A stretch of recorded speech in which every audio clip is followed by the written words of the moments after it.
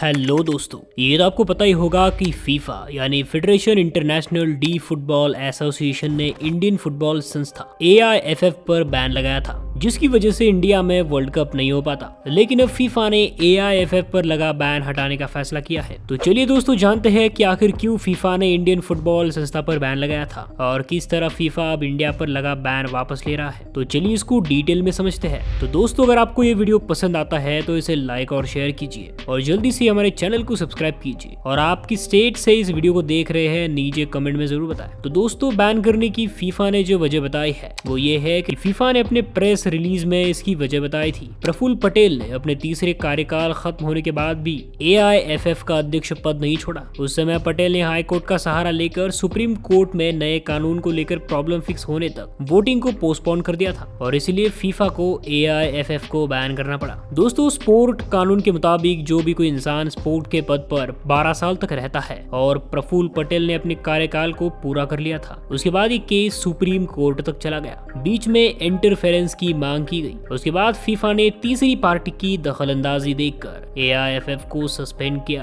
तो चलिए जरा डिटेल में समझते हैं कि किस तरह से ये मामला आगे बढ़ा था, जिसकी वजह से फीफा को आखिरकार एआईएफएफ को बैन करने का फैसला लेना पड़ा। तो दोस्तों, उसके बाद कोर्ट के फैसले ने प्रफुल्ल पटेल को अपना पद छोड़ने पर मजबूर किया और उसके बाद 3 लोगों की एक कमेटी तैयार की गई और यही कमेटी अब एआईएफएफ को चलाने वाली थी। दोस्तों, इस कमेटी का यही काम था कि वो एआईएफएफ का नया संविधान बनवाए और जल्दी से वहां इलेक्शन करवाए। सुप्रीम कोर्ट ने इस कमेटी में SY Qureshi, retired justice Anil Dave और भास्कर गांगुली को नियुक्त किया था। इस कमेटी को कमेटी ऑफ एडमिनिस्ट्रेटर यानी सीओए भी कहते हैं। दोस्तों, उसके बाद सुप्रीम कोर्ट ने जो कमेटी बनाई थी उस कमेटी ने एआईएफएफ में एक और कमेटी बना दी और वो कमेटी एआईएफएफ की वर्किंग देखने लगी। और फिर 2017 में सुप्रीम कोर्ट ने नए इलेक्शन करवाने का फैसला दिया और वहां अब तक एआईएफएफ में इलेक्शन नहीं हुए थे। फिर सवाल पैदा होता है कि आखिर ये कमेटी कर क्या रही थी, जबकि इस कमेटी के मेंबर्स को 3 लाख रुपए मंथली सैलरी थी, जबकि इतने पैसे शायद हमारे फुटबॉल प्लेयर्स को भी नहीं मिलते हैं। तो जब फीफा ने ये सब देखा तो उन्होंने एक वार्निंग के साथ में एक डेडलाइन भी दी कि एआईएफएफ